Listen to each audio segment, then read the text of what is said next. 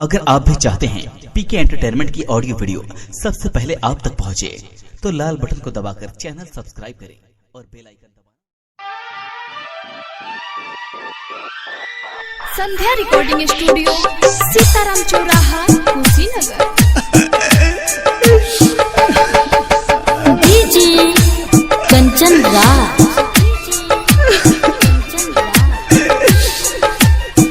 Presented by Tiger music.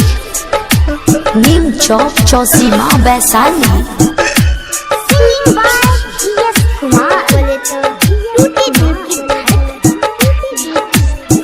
प्यार करके केहू से मन नहीं करेला, प्यार करके केहू से मन नहीं करेला। याद आवे पहिला प्यार, याद आवे पहिला प्यार, याद आवे पहिला प्यार, भोर नहीं पड़ेला। प्यार करके केहू से मन नहीं करेला, प्यार करके केहू से मन नहीं करेला। Music director DJ Kanchan Raj, Hajipur Vaishali.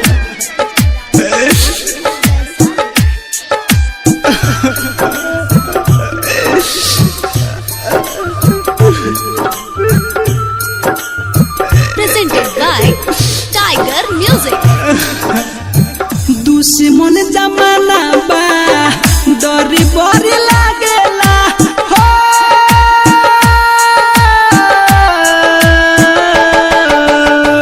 दुश्मन जमाना बा, डर बड़ी लागेला। प्यार के नाम पर दिल पीछे भागेला। पता ना कहे लोगवा, पता ना कहे लोगवा, देखी हमके जरेला। प्यार करके केहू से मन नहीं करेला। याद आवे पहिला प्यार, याद आवे पहिला प्यार, याद आवे पहिला प्यार, भोर नहीं पड़ेला। प्यार करके केहू से मन नहीं करेला, प्यार करके केहू से मन नहीं करेला। कंचन राज, नीम चौक चौसीमा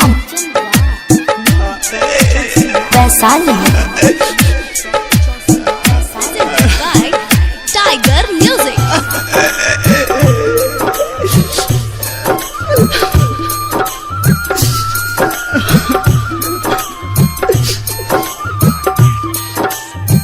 जब से गइल छोड़ के हमके केहू नहीं भावेला।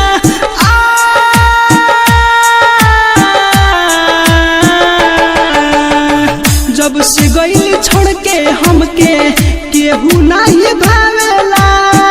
जानतान यार सभे हंस के रोआवेला।